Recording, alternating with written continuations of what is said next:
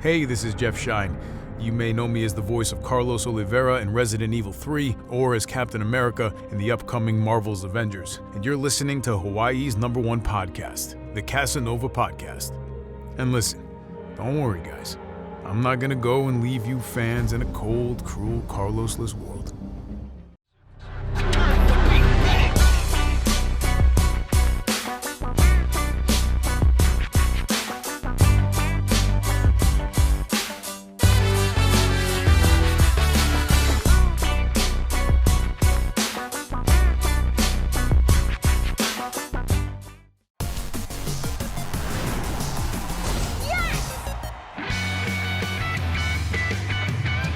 The name's MayDay. I wield a guitar. And he is Zook. And he plays the Drums. Bunk Bed Junction. That's who we are. And we're here to stop NSR from controlling everything. There's only one music in demand right now, and that is EDM. The people of Final City deserve to know what rock is about. It's time we fight EDM with the power of rock. The music revolution starts right now. All right, and welcome everyone to another episode of Hawaii's #1 podcast, the Kasanova Podcast. I'm your host, Mekel Kasanova, and I'm so excited today to have a very, very phenomenal guest. As she is a multi-talented martial artist and voice actress, and her name is Su Ling Chan. Su, Hello. welcome to the show. How are you doing today? I'm doing good, and thank you so much for having me on the show. Thank you. I'm super happy to have you on the show because I was not expecting to be able to like talk to anyone from the game No Straight Roads, and it's like since that review came out, like I've had so many people from it, like the development team, the people that worked on the music. I had you, like so many people reached out. I was like, holy crap, I'm so nervous. We like to stalk our fans or people who review us. If it's a good review, we're like, yes. If it's a bad review, we're like, oh, punch the TV. No, I'm kidding. I'm not gonna punch any. I'm not gonna punch any screens or TVs in this podcast. Maybe. Okay. Maybe okay. later. Okay. Just kidding. Maybe later. Yeah, maybe later. Maybe later. But it's okay. I don't have to buy you a TV or a monitor because it would be my monitor that's affected, right? So it's fine. Yeah, Zook will be like, why did you punch the TV? You just never, that was never answered in the game. Like every time he answered that, he's like, why? Yeah, that was so cool. But Was just like the way you and the other voice actor from Zook like bounced off of each other, it was so natural. Like one of the things I was very curious about, like when I'm jumping ahead. I'm so sorry. No, it's okay. Go ahead, and we need to plug like your outlets and where people can find you, like on social media and whatnot. Where can people find you? Oh, okay. So I have Twitter and I have a website, and that's about it. So you can reach me on Twitter. My DMs are open for now, I guess. I don't know. Just tag me, tweet me. Twitter is the best place to reach me. Okay. Yeah. Okay. And then you have your website, which I will leave links to everything down in the description below the podcast. So if you're watching it on YouTube or you're listening to it on Apple Podcasts or Spotify or Pandora, wherever, it is here. You see it if you're looking at my fingers. I'm pointing at all the places it is. So wherever you watch it or listen to it, the links will be down in the description below. So this is the one thing I can point this way and it's correct. If I'm like, oh yeah, I'm gonna point over here. No, it's. You just do this. I know, right? Just do that. So let's talk about your career. Like how did you get into what was the moment that inspired you to get into acting and into voice acting? And at what age or what That's multiple questions. What inspired you? Let's just go with that one. Yeah. Okay. I guess growing up watching cartoons on TV. So, random fact, we get a lot of American cartoons on TV Really? in Malaysia since the late 80s, early 90s. So you have like a whole generation of Malaysians born after 1975 that speak Malaysian English with Americanized accent versus the Okay. previous generation, like Michelle Yeoh, who is 56 this year. She speaks with a British-based Malaysian accent. So just a random fact. And my parents, that time our country was called Malaya. It was still a British colony. They speak very crisp, with a very strict British, I won't say it's a British accent, but definitely like British inspired sentence structure, word choices, and things like that. Wow. So we have like 3 generations of Malaysians who have different accents, just depending on when you were born. Yeah. That is amazing. So I grew up with all the cartoons that you would grow up in the States. I watched G.I. Joe, Transformers, all in English, by the way. So like the original dubs. It wasn't dubbed in Malay or Cantonese or Mandarin or whatever. It was actually in Americanized, like in American English. So I loved Voltron, I loved G.I. Joe, and I'm probably giving out my age at this point. We're around the same age. Yeah. We're around the same age. So everyone thinks I'm younger, but I'm like, oh, thank you. But okay, yeah. people, she's not dating with 20. So watching the X-Men cartoon series, like we got all of those good stuff coming over to Malaysia, and then you just watch them on TV, and you're like, man, these people do this as a living.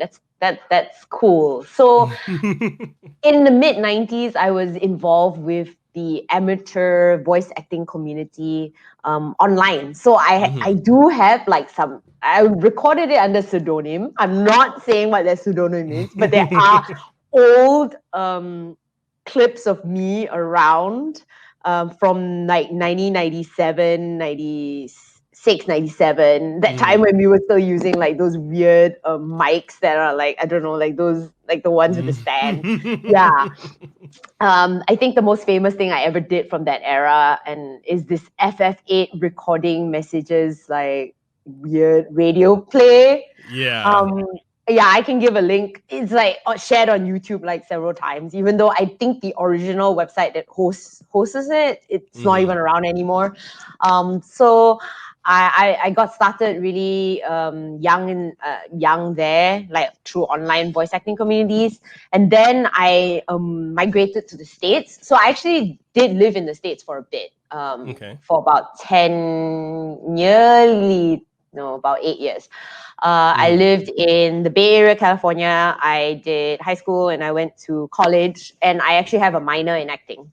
Nice. Yeah. And then I came, and then due to family reasons, I moved back to Malaysia.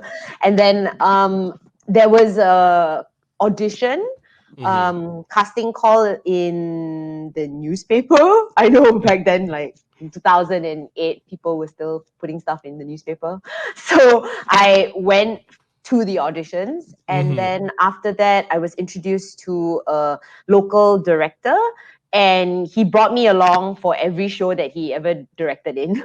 So most of the work that I've been involved in is with this one director. His name is Brian Zimmerman. He's American, by the way. He wanted to move to Malaysia because it was a nice tropical country. And he was like, okay, I'm bringing Su Ling with me in whatever shows I direct in. And I'm like, thanks, Brian. So that was kind of how I got started in voiceovers. Yeah. Okay. And then with all the traveling you've done, like how was it? Like, in the different places you live, were there a lot of similarities between, everywhere you've been, or was it very different? Was it fun, exciting? Like, how was it for you? It was interesting. I mean, because I moved when I was very young. I moved to the States when I was like 16.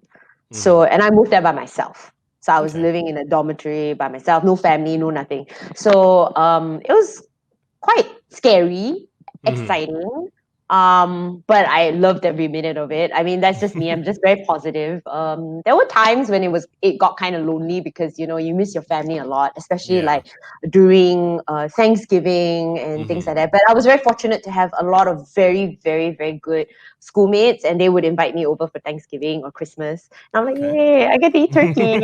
Oh, I love turkey. Oh, that's one thing I miss from the US. I miss turkey, and I miss apple cider.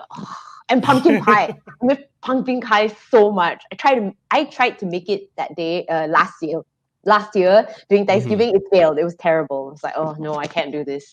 It doesn't taste the same. They don't have that there in Malaysia? No, and the pumpkins that we use is different.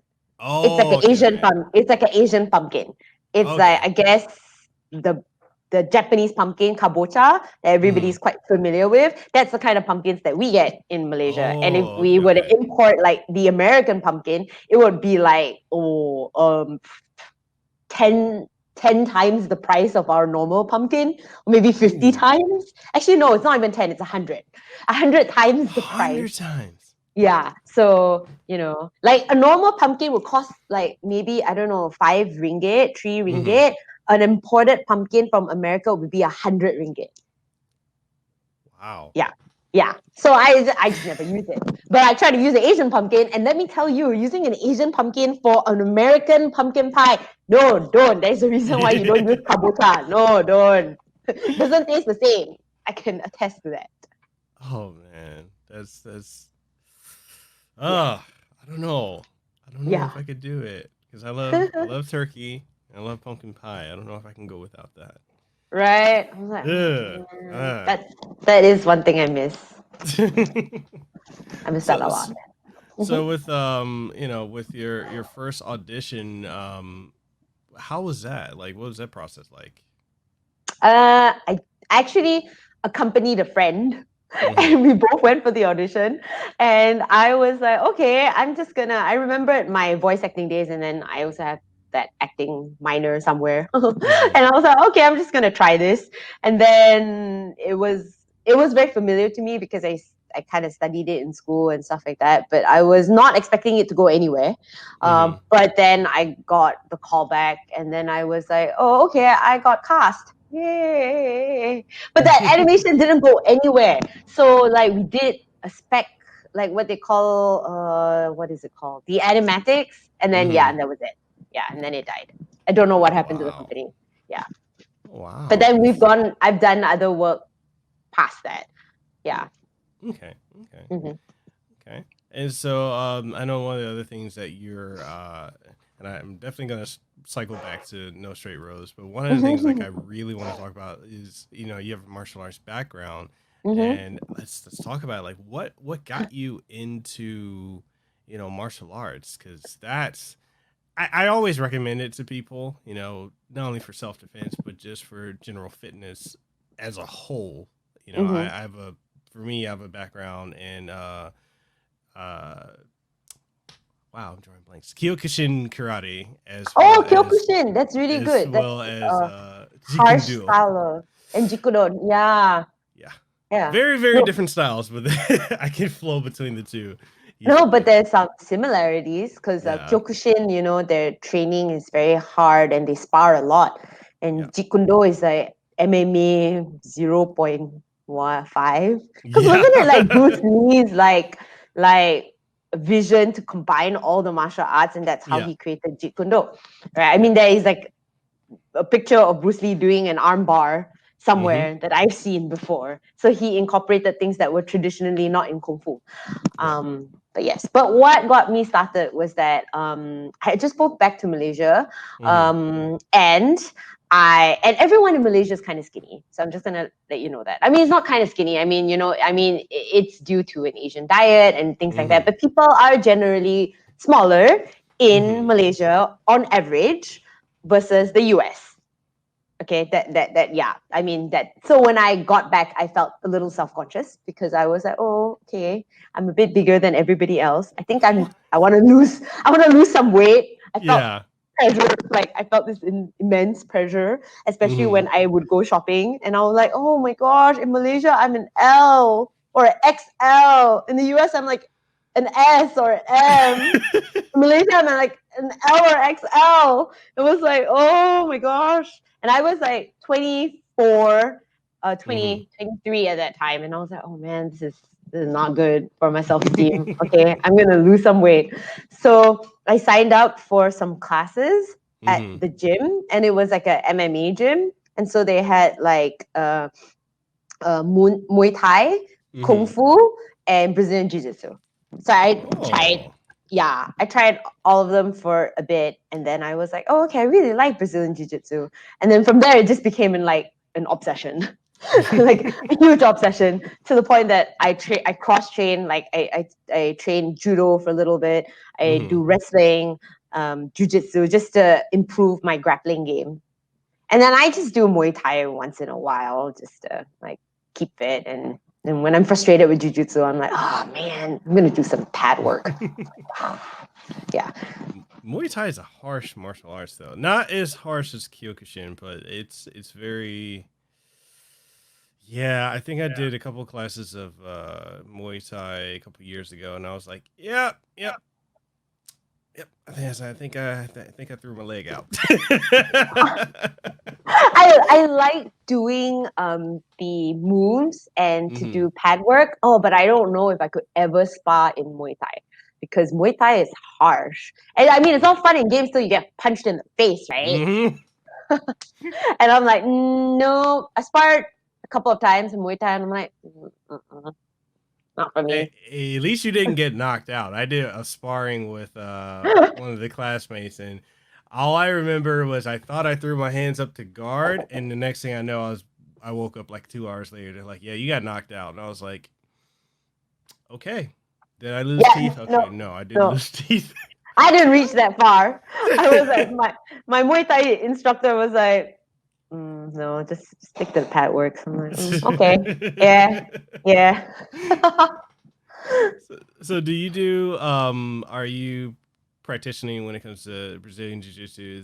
Are you doing the Gracie style of Brazilian Jiu Jitsu, or? No. So I'm under Marcos Escobar, who I think is under the other camp, like our lineage. I don't remember our like lineage. All I know is that it's not from a Gracie lineage. Okay. Yeah. Okay. Yeah. And then you're one of the top. You're one of the highest ranked Malaysian females in Brazilian Jiu Jitsu. So let's talk about that. How exciting is that? Yeah, there's only also I'm a brown belt, just for the reference, even though I think at this point I've been doing Brazilian Jiu-Jitsu for 12 years. No, actually it's more. I think it's about 12 years. So as you know, Brazilian Jiu-Jitsu takes forever to get your black belt. And I train almost every week. And the longest that I've ever been off the mat is COVID. Like seriously, 12 weeks off, because our country experienced like what is the shelter, what I guess you guys call shelter in place. So 12 weeks of everyone just staying in their homes, confined to it. We just call it lockdown. Like, we're down. Pretty much locked down for 12 weeks. So we couldn't go anywhere. The gyms were not open, and the gyms weren't allowed to be open until just about a month and a half ago. Yeah, so I haven't been training for nearly, by that point, 4 months. So that's the longest that I've ever not trained Brazilian Jiu-Jitsu in my life. So so I've been doing it actively for a while. And the only other highest ranked female so this to clarify, it's in Malaysia, is my teammate. So we're like the highest. As of now, there's no one higher in Malaysia. Yeah. Wow. Yeah. Wow. Yeah, it's I know like out here, like we had the lockdown. Actually, we're actually in another one. I forgot about that. I was like, oh yeah. Because it lifted for like 2 weeks, and then the Hawaii governor is like, yeah, lockdown. So as of last week Thursday, unless you're an essential worker, all the gyms closed, which is crazy because they just reopened. And then they started charging everyone, and then they're like, yeah, we have to shut down again. So Man, It's crazy. surreal. And one of the things like I wanted to dive into with you is like, how has it affected not only like with Brazilian Jiu Jitsu and Yeah. acting, but like overall life? Because I feel like a lot of us never thought this would last as No. long as it has. Oh my goodness, no. Okay, so I'll just talk about my country first because, like, Okay. you know, how your country approaches the whole COVID situation determines how your life is, right? Yeah. So you're absolutely right. Like, I never imagined something like this would ever happen in my life, which is funny because my parents have experienced something like this Mm-hmm. because we had a lockdown in Malaysia in the 60s due Mm-hmm. to some there was like some racial tensions and there was rioting going on and stuff like that. So they locked down the entire country, but that only lasted for a week. It wasn't Okay. like 12 weeks. So Yeah. in March 15, the Malaysian government issued a countrywide lockdown. Mm-hmm. Everyone was confined to their homes except Mm-hmm. for essential workers, essential workers, and no one was allowed to come into the country. No foreigners were allowed to come into the country. I Mm-hmm. think Malaysians could still return, but they needed to be quarantined at the government centers. Mm-hmm. So we were in a full lockdown. Like my area, and you could only travel in a 7 kilometer distance to your house. You could only have one Wow. person in your car at that time.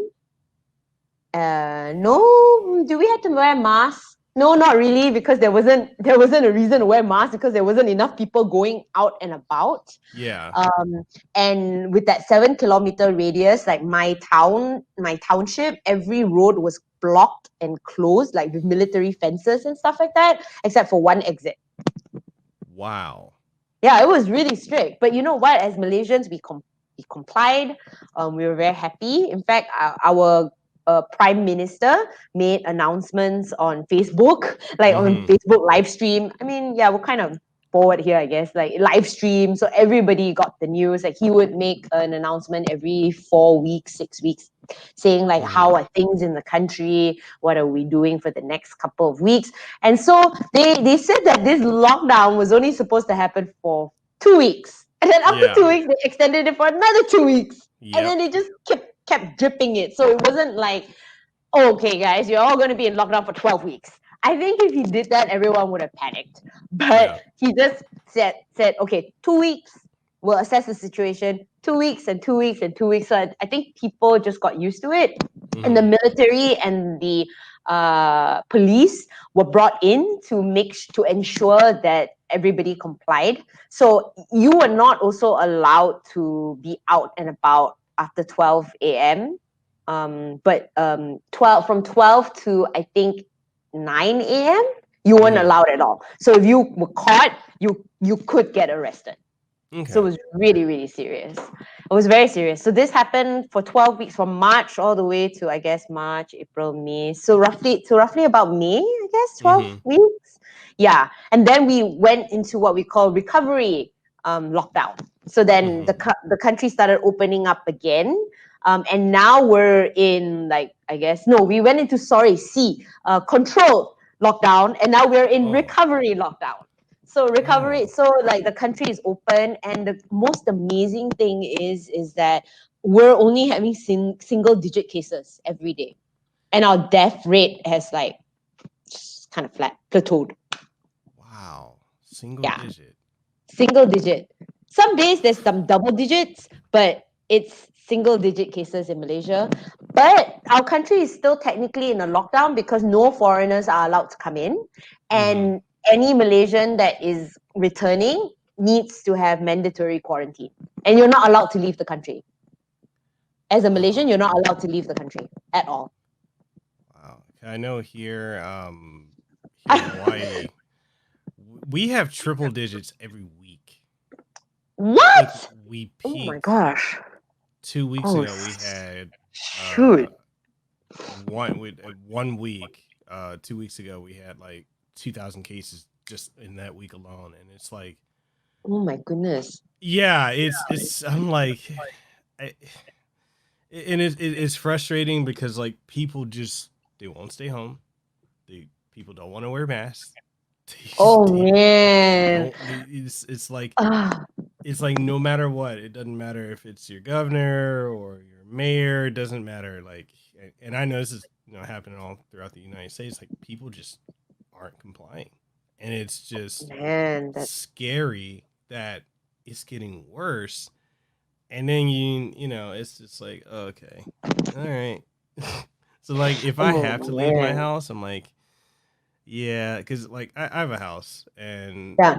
my house sits like I'm right by Diamond Head Mountain and the trail as well as Waikiki. So I'm like, I can look out. Mm, I like to go to the beach, but I'm at a point now where I just look out my kitchen window and I'm like, it looks nice. I'm not no. going out But there. I'm not going. I wouldn't go out either. I mean, I'm going out now. In fact, last week I attended a wedding, which might Mm-hmm. sound like, oh my gosh, it sounds super bizarre to, I guess, Americans. But our daily cases, there are some days we have zero. Mm-hmm. We have zero cases, and like anywhere that has a cluster, that area gets under lockdown. So that entire area gets put into a lockdown to make sure that it doesn't spread out. So, and we have contact tracing. So Mm-hmm. everywhere you go in Malaysia, we have to use this. We have to either write our names down or we use this app that the government gives us, Wow. and everybody uses it. I mean, I don't care about data privacy, not when I want to know if somebody who had COVID was there. Yeah. In this kind of cases, I don't care about data privacy. Just let Yeah. me know if somebody who had Yeah. COVID was here 2 weeks ago. Yeah, because it's like I everyone's reaction to like COVID is like some people it lasts for a month or several weeks, and some yeah. people it's just like it's something you definitely want to know. Like, okay, like I'm the same as you. Like, I'm like, I don't care about my privacy. I just want to know, what do I need to avoid, who has it. Yeah, any way that the government, it enables them to contact you in the event that somebody with COVID was in that area, I'm all for Yeah. it. I'm like, yeah, I want to know because I'm gonna get tested ASAP. Yeah. Yeah. So I mean, we're good. Malaysia, it doesn't really feel like COVID. I mean, compared to it was crazy. Compared to the March, June months, I just stuck like my highlight of the day was going to the grocery store. 'Cause that's the only place I could go to. The petrol Yeah. station or the grocery store. That's it. You weren't allowed to go anywhere else because everything was closed. It Mhm. was a ghost town, nothing, and everyone was just staying in their houses. It was crazy. I'm surprised I even managed to stay in the house for like 12 weeks. I'm like, oh my gosh. Okay, so I have to ask you, Ooh.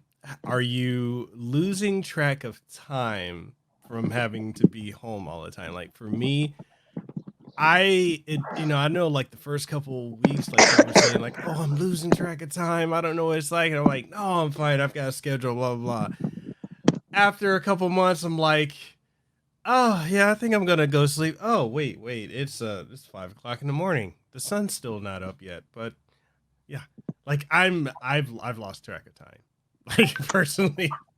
To be honest, definitely when we were in the very, very strict sense of the lockdown, I Hmm. lost track of time in not time during the day, but the days. The days Hmm. started to blur. Like I don't know whether today is Monday, Tuesday, Wednesday. Oh, today is Friday. Like what? Saturday, Sunday Right? felt the same as a Monday and Tuesday. Like there was no weekend.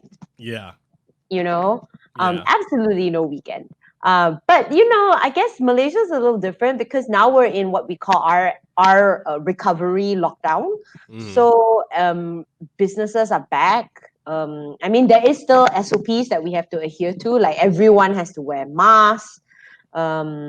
We have to do contact tracing and things like that. But we've been in this recovery MCO for a month and a half, and our Hmm. cases have not been increasing. So whatever we're doing, I guess it's pretty good in that sense.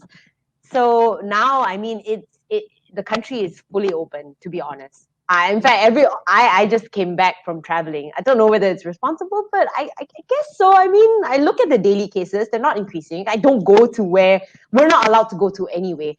Anywhere that has like COVID cases. The government doesn't allow you to go there anyway. So everywhere else is fine. So I've had a greater appreciation for Malaysia. I mean, I've always loved the country, but now more so because it's the only place I can go to now. So I'm just going up north, out down south. Yeah.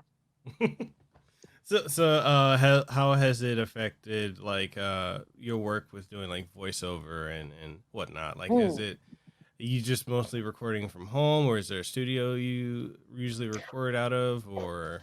Okay, so before COVID, I was primarily a studio actor. So I didn't even know what a home studio was. I would just go to the studio, record, and then just, okay, that was it. And then COVID hit, and then all the studios were closed for that 12 weeks. I was like, oh man, what am I gonna do? Okay, I got some free time. I can't do jiu-jitsu, obviously, because the gyms are all closed. Can't do Muay Thai, can't do wrestling, can't do anything. Just stuck in the home for like 24 hours. So I was like, oh, I'm gonna use this time to upskill myself.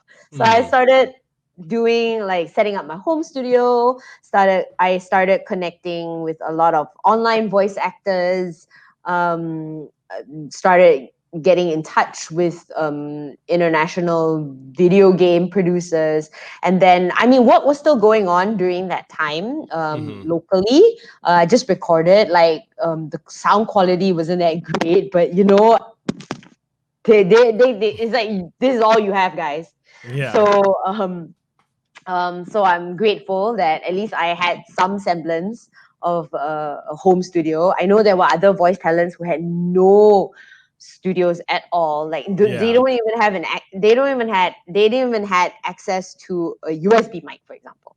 I was just lucky that I had a really good mic that was gathering dust. I don't know why I bought it, but I guess maybe 2 years ago I had this foresight. No, I'm just kidding. And I was like, oh man, this mic, and I had a Rode NT one, and I was like, oh, I'm gonna take it out. Oh no, I'm gonna use it for once.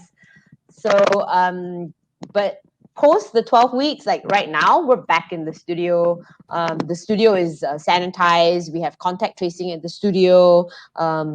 We know who's in, who's out. We have limited, like clients are not allowed to be at the studio. It's only the talent and the audio engineer. We're not, so, we're strict. I mean, we're we're still very careful. I mean, we can't take things for granted, even though I would have to admit, country's doing pretty okay. So most of the voice talents are back in the studio, which is good because I know a lot of them just were not zero income during that time. Yeah, like Steven, he was doing Zook, he was doing like live shows every night. He was podcasting. He was just upscaling themselves. And another guy, Azman, he was also in No Straight Roads. He was Captain Torpedo and some other side characters. He was doing like his podcast. So, different voice talents were doing different things during that time. Steven was doing his comedy shows. Yeah, he's a great comedian, by the way. Even though Zook is like, I'm like, man, it's kind of wasted on Zook, but there are two things about Steven that a lot of people may not know. He's a really, really good singer. That's one. He can definitely sing better than me. I don't know why they get me to sing, but they should just get Steven to sing. He's a really, really good singer. I can give you some links to his singing, and he would do like live shows and requests. And number two, he is really, really, really funny. He is so funny. Yeah, he is so funny. He's a comedian. Okay. Yeah. Okay. What was the how were you brought into or introduced to like the game No Straight Roads? Like, did they reach out to you, say, hey, we'd like you to do the voice of MayDay, or was it just audition? It was an open audition. Okay. And it was very fair. There was like I think it was their first game, so they wanted to see and hear everybody they could. They just had some mandatories, like they didn't want foreign talent because they wanted local talent, because they felt for the English dub they wanted local voice talents. so that they get the nuances, you know. They wanted to keep our accents, they wanted to keep our inflection. So I know a lot of people think that MayDay speaks with an American accent sometimes. I've had like somebody tag me and say, whoa, you speak with like 5 or 6 different accents. And like I heard French, Jamaican. I was like, Jamaican, Canadian. I was like, okay, that's a new one. California. I can see where the Californian thing comes from because I did live in the Bay Area for a while. British, well, former British colony, Malaysia. You know, but it's actually just one accent. It's a Malaysian accent. So to anybody who, like, you know, any Malaysian that sees MayDay's performance, they just say, oh, she's Malaysian.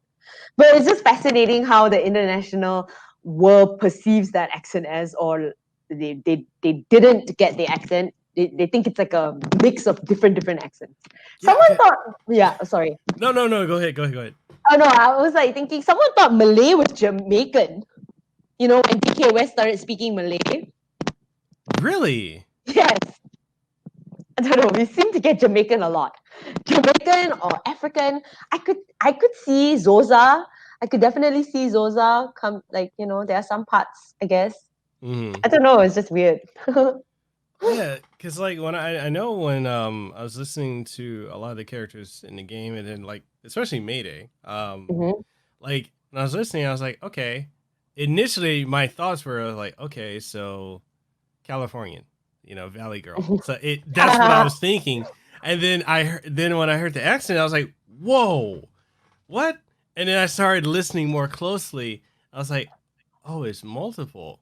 But I wasn't sure if it was intentional or not. And you know, and for the audience that doesn't know, like this is how we actually got connected. It was through like, reviewing on Twitter. And I was like, oh, okay, it makes sense because like in Hawaii, we have a lot of people that have varying accents. You know, you have people that speak, you know, just straight plain, you know, American English. Then you have people that speak Pidgin, which is broken English. Then you have the people with, you know, the West Side dialect of English, and then you had the up north folks in Hawaii, and people are like, wait, Hawaii is small. Yes, depending on what part of Hawaii, which island you go to, which city you're in, it all sounds different. So I can understand, like, now you're saying, like, oh, the Malaysian accent, because like here we have that too. We'd be like, oh yeah, it's a Hawaiian accent. So, exactly. You know, and it's interesting because remember earlier on I said that we have generational accents depending on which generation. So the voice actress who plays Tatiana is from the generation that would have had more British stuff on TV versus my generation, and you can hear the difference between Tatiana's accent and MayDay's accent. Just as a FYI for your information, like a little tidbit, like that generational thing. So she's older. The voice actress who plays Eve is also an in between our, like, her generation and my generation. Joanna Bessie. So she also has that British base, but at some points it sounds American. Whereas Tatiana is just kind of just pure, crisp, British, and all that. Okay, I don't know about Ali Imran. Ali Imran is younger than me. I don't know why he talks like that. Somebody asked me like, oh, does Ali Imran really talk like that? Who's DJ Subatomic Supernova? I'm like, yeah, he does. No Malaysian I ever spoke to talks like that, but you know, I don't know. But Ali Imran's just Ali Imran. No, like I think you guys did a fantastic job with the voice cast. Like it was, and it's actually one of the things like I praised in my review. It's like you guys really did phenomenal work, and you know, like the game as a whole, like especially for studio's first game, I thought it was amazing because most first games you see that come out, it's very rough. I'm trying to be very selective with my words. Most first games are not always high quality, and then this one came out, and I'm over here like, whoa, this is. And then I had to look up the studio. I was like, oh, this is their first game, and it's very, very polished. It's very polished, and the music was great, the voice acting, the animation, you know, the graphics, like everything about the game, I absolutely love, and I still stand by that statement. Even though people keep telling me they're like, oh yeah, you were paid to say this is your favorite game. I'm like, no. I'm like, come on, it's 2020. Games that have come out this year have either been remakes of old games, remasters of old games. And I love old games, but it's like I want something new, something original. And what I've been seeing that's been trending with gaming, and one of the things that I'm constantly a critic of is the fact that a lot of companies aren't taking chances to make something original, something artistic, because you see every game trying to be an open world like Grand Theft Auto or Elder Scrolls Skyrim. Like everything's trying to be realistic, and then when you have developers that want to do something original, you see fans or gamers, they'll bash it, and I'm like, no. I grew up, I'm telling my age too. I grew up with the original Nintendo. I grew up with the Super Nintendo and the Sega Genesis. We are definitely almost the same age, if not plus minus 5 years, because I also grew up with the SNES. Yeah. Super Nintendo Entertainment System. Right? So it's like we saw like games were very creative and artistic. Yeah, like the Super Genesis. Yeah. Oh my God, Sega Genesis. The first Dreamcast. Oh, I love the Dreamcast. Yeah. And I kind of miss that time when games were not afraid to take chances versus now it's like they have to be realistic or people don't care. Like, and I've seen some reviews for No Straight Roads from other people, and they're like, "Oh, it's supposed to be a music game," and I'm like, "It's not telling you to create music. It was never promoted to do that." And it's just interesting. I see a lot of very interesting reviews on games that I do, and I'm like, okay, you didn't get the memo, but all right. But it happens. No, it happens, and I'm a firm believer that everybody is entitled to their opinion, because people have varying tastes, and that's why the whole world is unique. What's interesting about No Straight Roads is that I think No Straight Roads is this band. I mean, we're very close knit. Like the cast and crew, we have like a group chat that we frequently just send each other shit. I've never met any of the musicians that worked on the game before, or the producers and stuff like that. But I follow them on Twitter, and we're always chatting, like constantly, like that one. I've never met the voice actress for Sayu, Nikki Simmons, but I'm always tweeting her. I'm like, yo, what's up, Nikki? Just call up to Nikki. I love you. So we're very close knit, and I think it's because a lot of us, first of all, in Malaysia, like there's never been a game like this ever, with the international thing. So everybody has the talent and everybody has the skill. Like I'm not a new actress per se. I've been doing voiceovers for 10 years. And in fact, I'm in one of Malaysia's biggest animation series called Bobo Boy. It's huge in Malaysia. It's huge. And in fact, I think it's big in Philippines and Indonesia as well, because it's on Disney Channel Asia. But the international audience has never seen it. So I play one of the four main characters, this girl named Ying, in English. And I've done a lot of other roles and stuff. So it's not like, me and Steven have been doing voiceovers for quite a while. We do commercial, we do lots of it. So we have a lot of experience. All the rest of our cast, our voice cast, like the woman who does Tatiana, Priscilla Patrick, she's like our radio announcer that people grew up from the 1990s. She's a veteran. Like that's why, like, when people hear No Straight Roads, they laugh because they're like, oh my gosh, it's the woman on radio.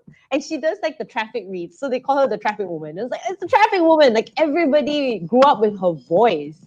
Joanna Bessie is like one of Malaysia's, she's the voice actress for Eve, by the way. She's one of Malaysia's pioneering actresses in the 90s. She had a very famous English TV show called Kopitiam in Malaysia in 1997. And so she was like, they're pioneers. But it's just that an international audience has never really heard of them. So, you have a lot of people who were just given this opportunity to just put something out in the world. So, I guess that's why, while it is a first-time effort, that a lot of the people in the team had experience from other places. Like Falk was a who is one of the composers.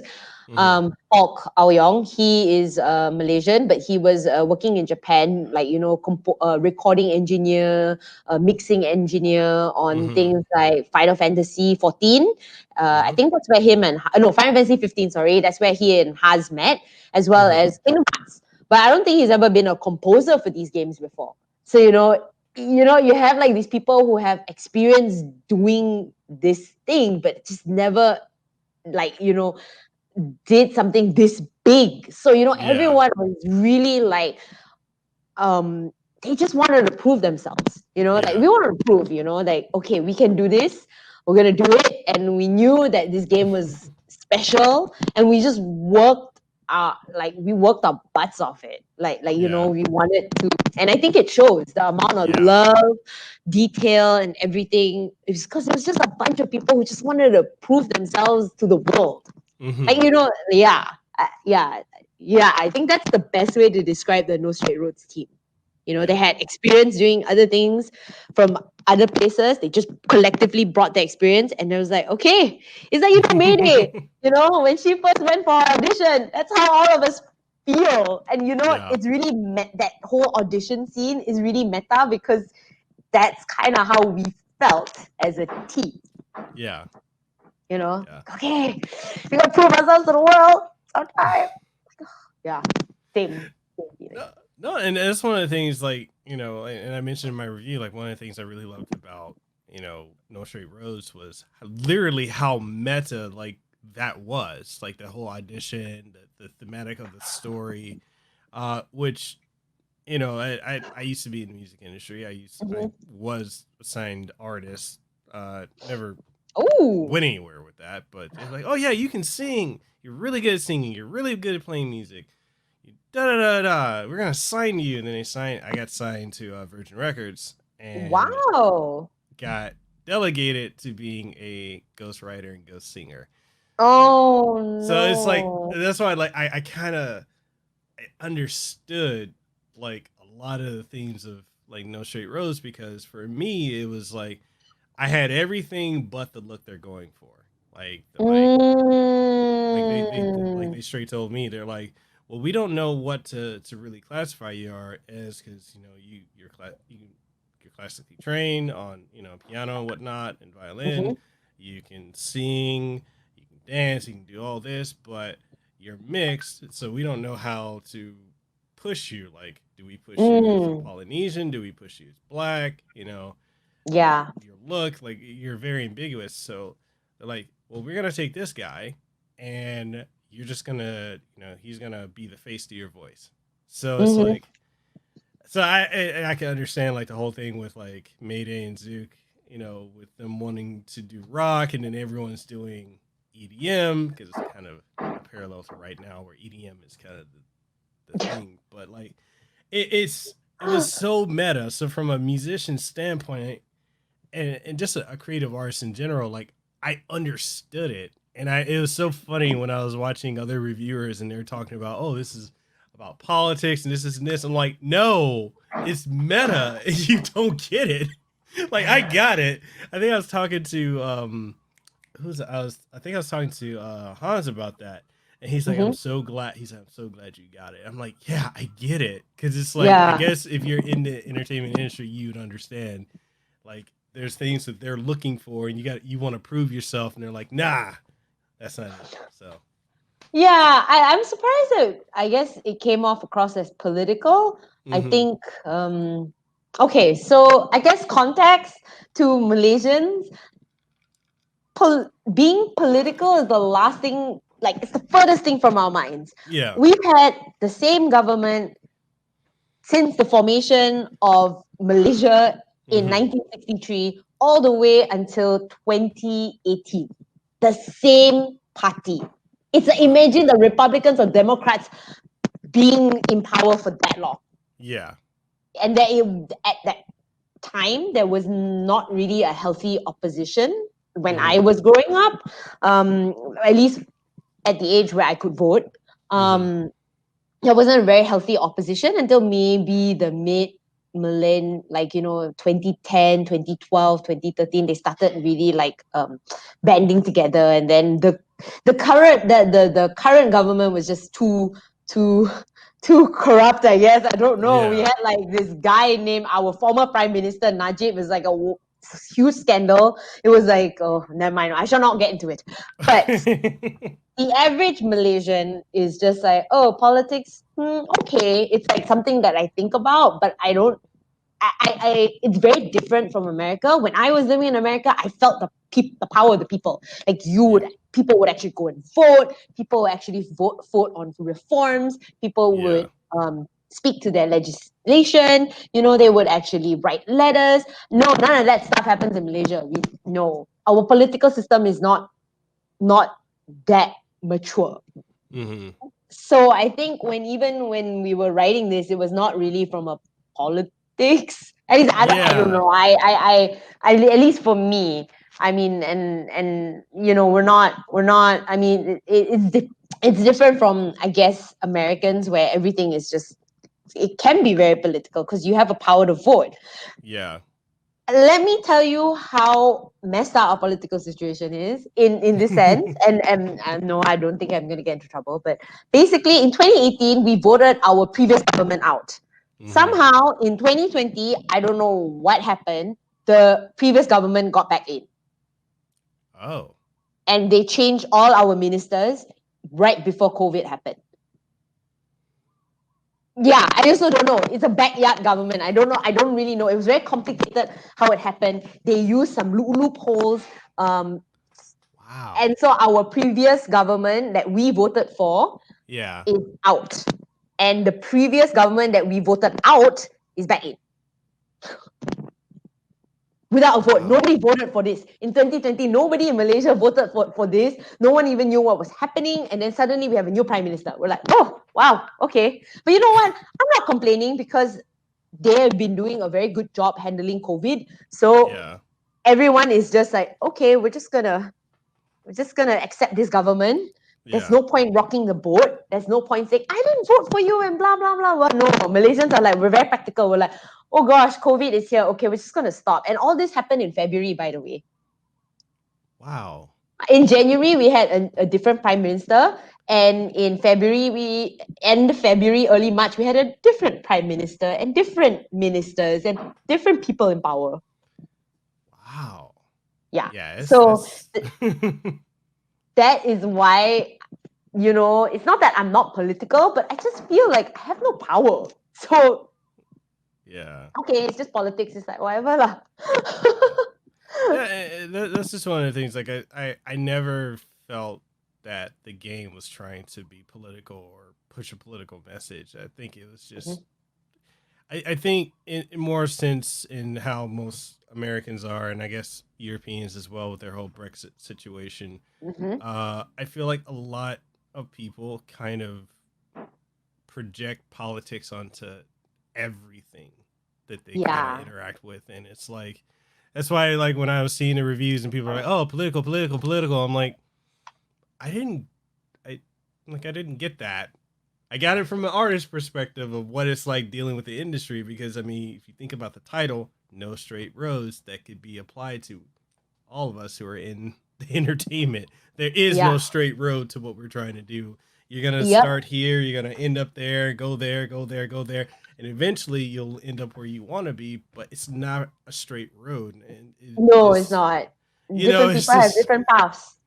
Yeah, so that's just kind of what I thought, is just people were projecting that, because I saw a lot of reviews. I saw very, very, very prominent reviewers say that too, and I was like, okay.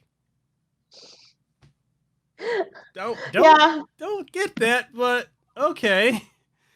And that's one of the things kind of too, when it comes to like, and this is more of, I might get in trouble for saying this, but I don't care. My opinion when it comes to like, reviewers, when it comes to video games, is, I have a standard where if I review a game, I play it start to finish.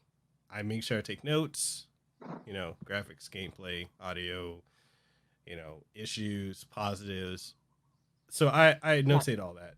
I've seen Yeah. a lot of people, a lot of prominent ones, a lot of lesser known ones, where they have like I guess a sense of authority. So you have some people, whereas like when we were growing up, playing a video game was we saw it at a store. If it was on sale, if it was at a Blockbuster, whatever, you know, we would play it, we get excited. And a lot of games we probably played were terrible, but we didn't know any better. We just played it. Whereas now it's like people would rather take the word of a YouTuber or a journalist.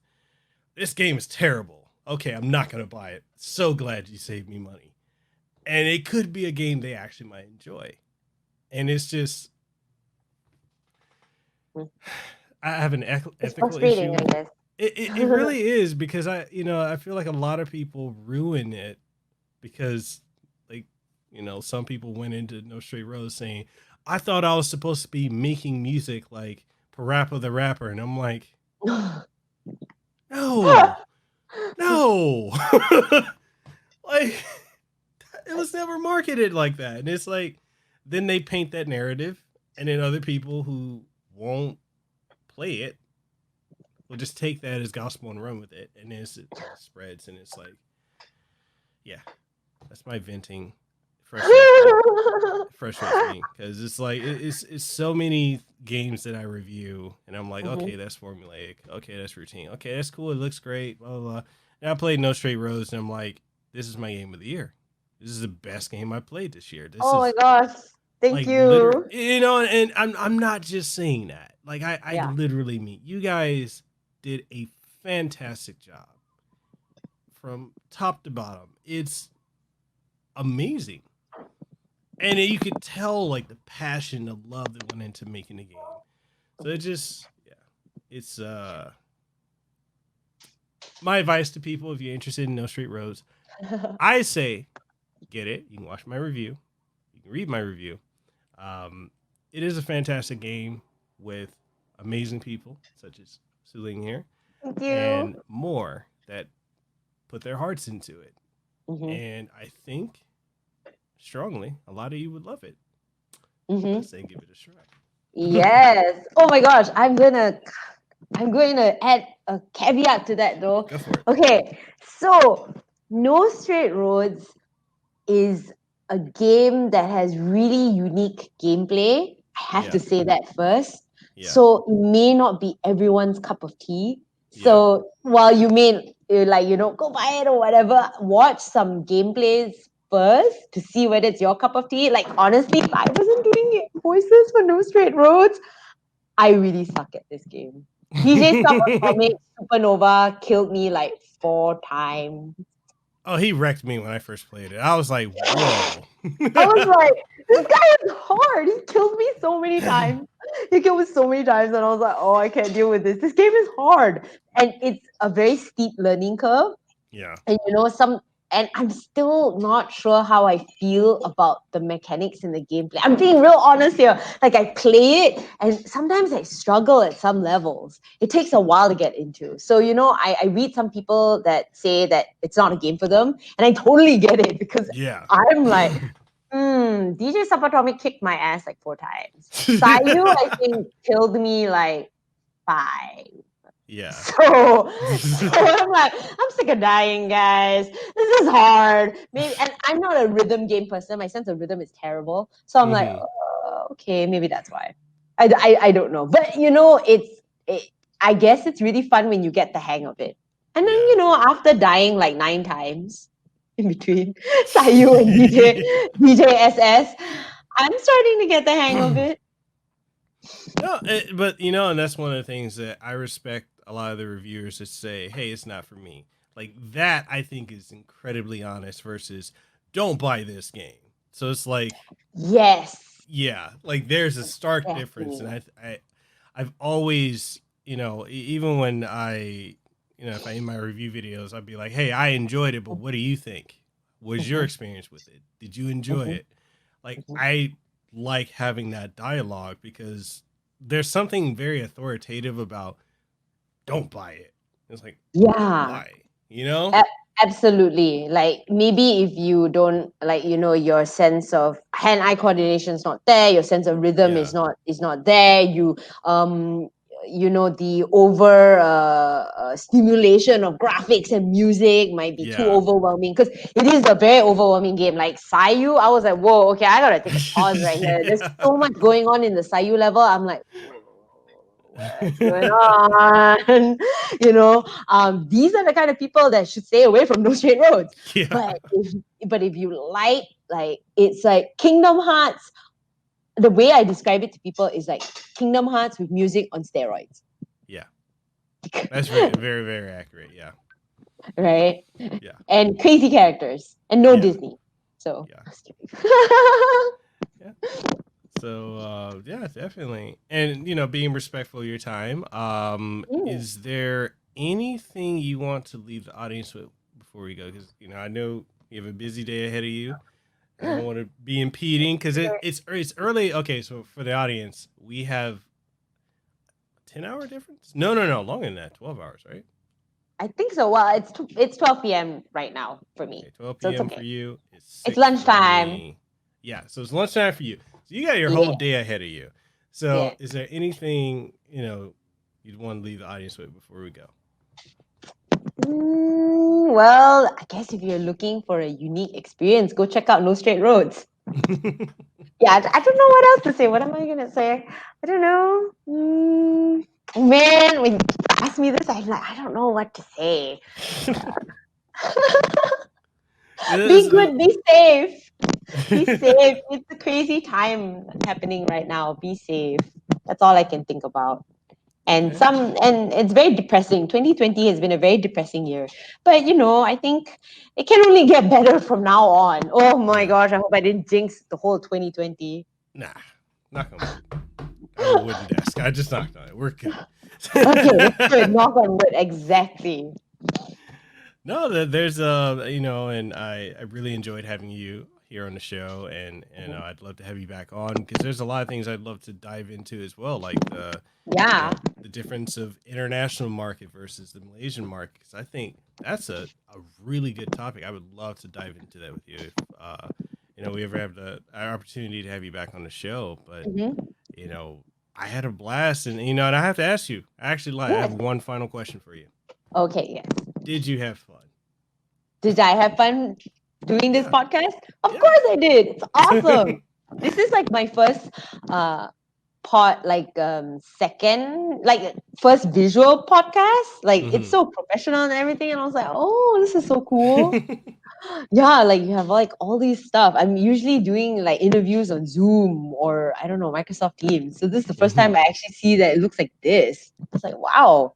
Oh, I've got more I'm going to add to it too. So professional. I'm like, and I had a blast. I mean, it was very organic and very conversational, and I enjoyed. You're a great conversationalist. Easy to talk to. Thank you. And so that's the episode, everyone. And I want to again thank my guest, Su Ling, for coming on the show. It's a real honor having you on. We definitely need to get you back on the show. And I really would, because I really want to talk about the international market. So we'll discuss it. We'll figure it out. And definitely. With that being said, you guys can catch this episode of the Kasanova podcast on all major podcast outlets. If you're watching, it's all these. If you're listening, I'll read them out to you. It's Apple Podcasts, Google Podcasts, Spotify, Stitcher, TuneIn Radio, iHeartRadio, Pandora. Also available on video format on YouTube and Twitch. And you can support the podcast if you want to. If you enjoy what we do here, support us on Patreon, patreon.com/Mekel Kasanova for early and exclusive content. And with that being said, links to my guest's social media outlets and her portfolio of work will be in the description below. Pick up No Straight Roads. I'll have a link for that in the description as well, along with the review link. And with that being said, Su Ling and I are signing out. You guys have a blessed one. Stay safe. Stay safe. Stay safe. Yes. It's a very crazy year. But it can only get better from here. So with that being said, we're signing out. You guys Have a great one. Okay. Bye. Hey, did you enjoy this episode of the Kasanova podcast? Well, I'm sure you did. And since you did, and you're wondering where else you can find it on every podcasting outlet. Yes, that includes Apple Podcasts, Google Podcasts, Stitcher, TuneIn Radio, iHeartRadio, Spotify, Launchpad DM by Podcast One, and so much more. And the only thing I ask of you is if you truly enjoyed it, even if you didn't enjoy it, please leave a rating and tell us what you thought of it, what you like, what you didn't like, and everything in between. And also, if you're looking for video formats of this podcast and many more, you'll be able to find them on youtube.com/Mekel Kasanova, as well as on twitch.tv/Mekel Kasanova, and new episodes every single Monday morning, 8 a.m. Eastern Standard Time. So, with that being said, this is Mekel Kasanova, Hawaii's favorite YouTuber. I am signing out. You guys have a great one.